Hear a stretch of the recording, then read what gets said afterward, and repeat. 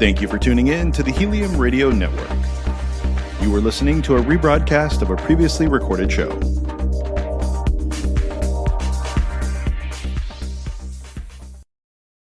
We're live here in the Miami Book Fair, powered by Life Improvement Radio, the Neil Haley Show, Neil Haley, whatever we can name it, Neil Haley Network, all the different things. Eric and I continue to transform ourselves. I am now involved in an internet radio station myself. It took me 10 years. Eric's been involved in this for quite a bit of time and has put in quite a bit of a haul. But we have together in 8 years have just created a great live broadcast here in Miami. And we'd have to ask Lisa if we're the ones next to other ones that are, really known ones independently, Eric. We've gone and we really have done a great job in 8 years, haven't we? Absolutely. It's been a lot of fun. Every year I look forward to meeting so many new and interesting authors and talking about their story and their motivation, what drives them to write all these fascinating books. And I'm really looking forward to continue to do so as the years go on. Absolutely. So I'm excited to welcome to the program Elissa Altman. She is the author of Motherland, a memoir of love, loathing, and longing. How are you, Elissa? And thanks for calling. Thank you so much. I am great and delighted to be here at the book fair in lovely Miami. Okay, so let's kind of break down specifically enough. Is this your first time attending the book festival? No. I was here in 2017 when my second book came out, and it's wonderful. It's wonderful to be back and to be surrounded by such terrific authors and great writing. And so it's interesting when you talk about the whole process of writing the next book. What made you, is there like a specific genre you like to stick with, or do you kind of go around, do you change things up when you write? Well, I started out life as a food writer, and I realized pretty quickly that I was actually writing less about food and more about the concepts of sustenance and nurturing in whatever forms they come. And my new book, Motherland, actually grew out of a year-long column that I had with the Washington Post called Feeding My Mother, which was basically a year-long column about how I would try and feed my fabulous, eccentric New York City, food-hating former model mother as she got older, and it was that the book grew out of that conversation. Very interesting. So in a lot of ways, looking at writing this book, thinking about your mom in so many ways, that it's challenging when you have differences of opinion, right? Oh yes, very challenging, and we do. It didn't stop. It's not ended. Gotcha. No. That our differences of opinion have differences of opinion. So yes. So this is definitely different than your other writing projects. So has it been challenging for you to do this, to write about this? Well, this is my third memoir, and okay. It was a very challenging story to tell. My mother and I have had a very difficult time together as mother and daughter. She is an interesting character. We are as different as night and day. If we walked into a room, you would never put the two of us together. You would never connect us. And I found myself having to write the story of us and our relationship and our continued relationship from the inside of the story while the story was continuing to evolve and unfold in real time. And she had a catastrophic accident in 2016, and after living away from her for 20 years, I found myself having to be called back to become her caregiving manager and primary caregiver, and to sort of unravel all the stuff that had driven us apart to begin with. And I wrote the story from the center of that place, and asked questions about moral obligation. Our adult children, be they daughters or sons, are we morally obligated to go back and care for the senior parents in our midst, even if we have a very serious and complicated history and relationship? And that's the question that I posit. See, that's interesting. it's quite interesting about caregiving. I'm going to jump back to Eric on this because I make sure Eric can get a word in edgewise with my interviewing. But Eric, I too have I understand caregiving with having to kind of deal with my father's death and how he ended up in the nursing home, and I had to go visit and saw somebody deteriorate like that, to also the stories I hear from one of my clients and co-hosts, Caregiver Dave, about the challenges of caregiving regarding, once that person is different in some sort of way, Eric, and they aren't able to be who they used to be, and they are relying so much on that caregiver. It's a very big strain for the caregiver. It's a struggle. I mean, I've done it myself with, certain relatives. I've also seen it happen by other folks in my family that are, caregivers, and it's always a struggle and it's a challenge, and there's a lot of hurdles to overcome. And it's a stressful time. I mean, I got to give you kudos, Elissa. I don't know. It must have been pretty hectic time to be able to be in the midst of taking care of your mom and being a caregiver and still be able to write the story and tell your story from that perspective. That had to be a struggle for a while, I would imagine. It was very complicated. It was certainly very emotional. It was an emotional challenge, and it was also a challenge of craft, because when one is writing a story like this, one has to step outside of the center of the storm in order to create sense from the story as it is unfolding. There's also the kind of the inability to control the story, because it was a little bit like a runaway train. I mean, every day was different. My mother is still very much with us.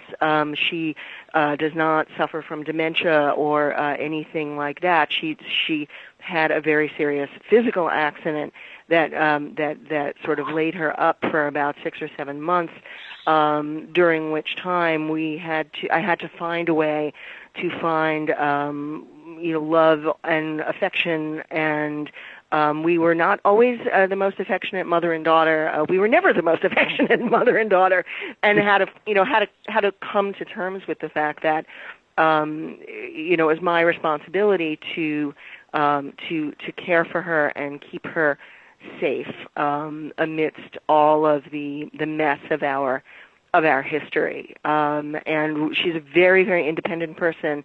She's a very headstrong person. And when you tell someone like that they can and cannot do certain things, it's a little bit like lighting a fuse. Yeah, I can only imagine.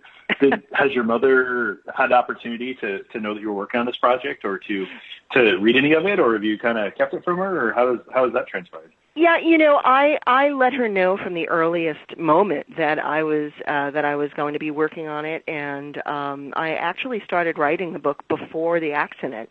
I started writing the book after the Washington Post column was done, and so it was really important to me that I be really upfront with her and let her know that I was writing it, and she has read the book. And my mother suffers from something called narcissistic personality disorder. So the world sort of revolves profoundly around her. So my mother believes that there is no such thing as bad publicity. So she was actually she was fine with the idea of the book, and she has read it.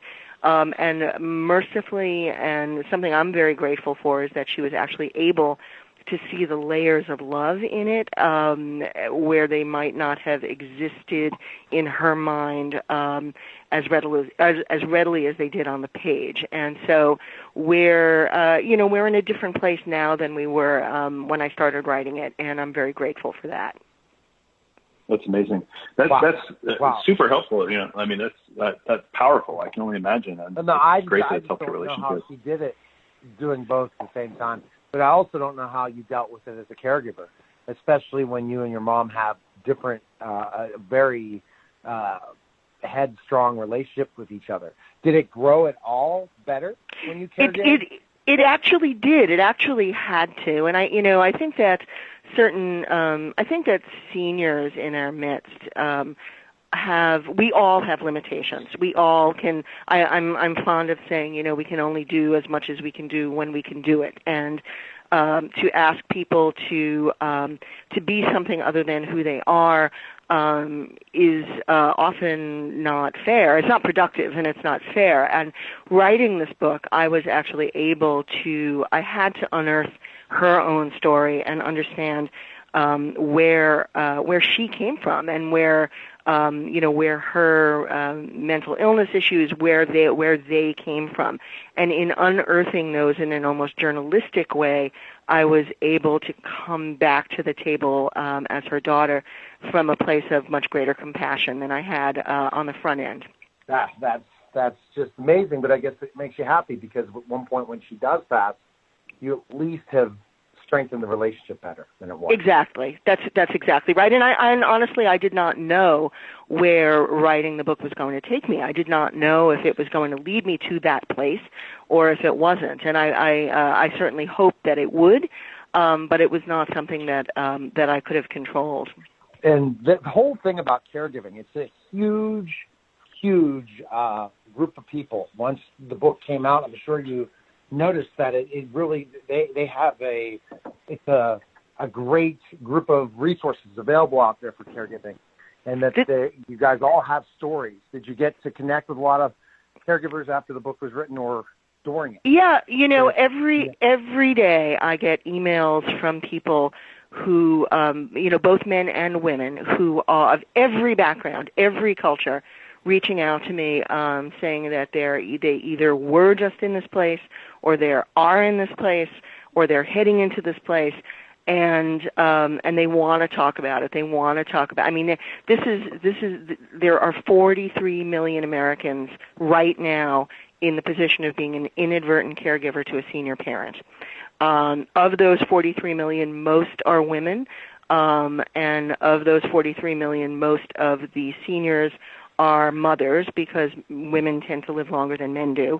And so the mother-daughter stories that are out there are tremendous. And, when I was down here on the early days of my book tour at Books and Books in Coral Gables, and we actually had to shut down the Q&A because we could have talked all night. People want to talk about this.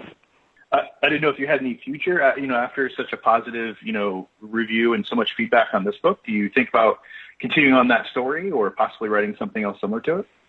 Well, I think that everybody has a primal story, and as every writer has a primal story. It's a story that is sort of at the core of everything we talk about and everything we do, and this story will always be there for me and will always exist. And certainly, my mother continues to get older, and our story will continue to change and evolve. And life stories are. They're living. They're living and breathing things, and so I expect that our story will continue to evolve and continue to change. And I will keep talking about it, and I will keep talking to anyone who wants to talk to me about it. It's the one way I think that culturally, no matter who we are. Everybody has a mother, and everybody has a father, or had a father, and it's a universal story. Absolutely, definitely is. And I have a perfect guest appearance for you to go on a caregiving show. I'll have to connect with you and on social media to try to get you on my co-host / client's show because it's all about caregiving and perfect way to tell the story of caregiving and connect with more caregivers about your book. Yeah, that would be wonderful. That'd be great. I will definitely pencil that in to reach out and connect you guys. He really is so passionate about caregiving and just talked to so many people about it, and his show's all about caregiving. So you can't find many of those shows out there. No, you can't, actually, yeah. So for sure. But fantastic. Where's the best place we can purchase your book and learn more about you? Where can we go? Anywhere books are sold, online at your local independent, at Amazon, and you can find me at ElissaAltman.com. All right. Well, fantastic. Best of luck with your next ventures, and continue to mend that relationship with your mother as best you can, because again, it's so important. Because as I understand loss, losing my father a couple months ago, I wish I can talk to him now, and I can't. So even though you be butt heads in different ways, so it's always a good thing to have that experience, even though it's a challenging, traumatic experience. You can learn so much from it. So thanks for calling. Perfect. Thank you so much. Thank you. Take care. Okay, bye-bye. Bye-bye. You're listening to Neil Haley's show, powered by Life Improvement Radio, live from the Miami Book Fair. And we'll be back in just a moment. Thank you for listening to Helium Radio. The views expressed by show hosts or their guests are their own and should not be construed in any way as advice from Helium Radio. We make no recommendations or endorsements for radio show programs, services, or products mentioned on air or on our website. Personal perspectives expressed by producers, writers, and editors will always be presented as such. Any rebroadcast or retransmission without the express written consent of Helium Radio is strictly prohibited. Thanks for listening.